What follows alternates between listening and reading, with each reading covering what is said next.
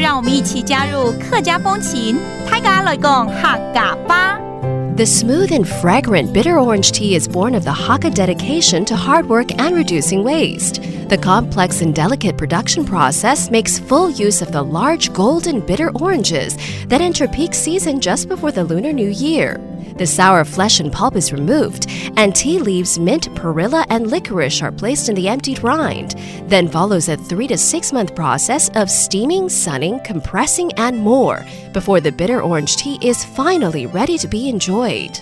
Hi, it's time to talk about Hakka here on ICRT. Hello， 大家好，我是阿平哥 Leo。Hello， 你好，大家好，我是 Josephine。Leo 最近在网络上搜寻一些客家的食材，看到一个黑黑一颗，好像放到发霉，有点像橘子又像南瓜的。我知道，酸甘茶是一种茶哦。哎，对呀，而且你刚刚说什么？看黑黑发霉，我跟你讲，黑色的东西在客家很多，而且很珍贵啊。是哦，你看老萝卜干是不是黑的？对，你还有那个梅干菜，是不是？这个酸甘茶也是黑的，非常珍贵的。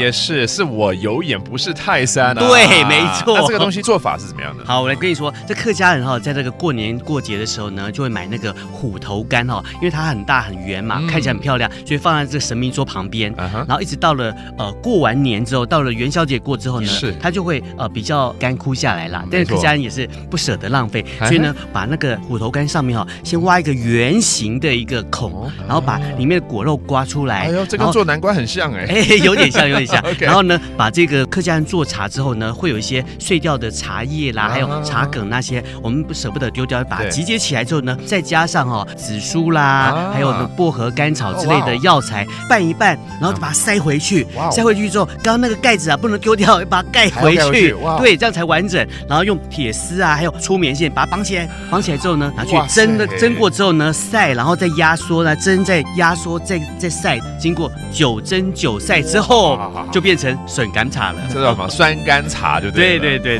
好大一个工程对啊，所以做完要3、4个月以上的时间啊。那我好好来喝一下好了。没错，而且它对我们做广播的非常的好。真的，因为柑橘类对我们来讲的话，就是润喉啊、化痰啊、止咳化痰啊。对 ，OK，well let's teach you some of these phrases right here. All about the tea. 这个茶叫做酸甘茶。笋甘茶。That's the bitter orange tea. And then to brew tea 就是泡茶。泡茶。And finally to drink tea 喝茶。食茶。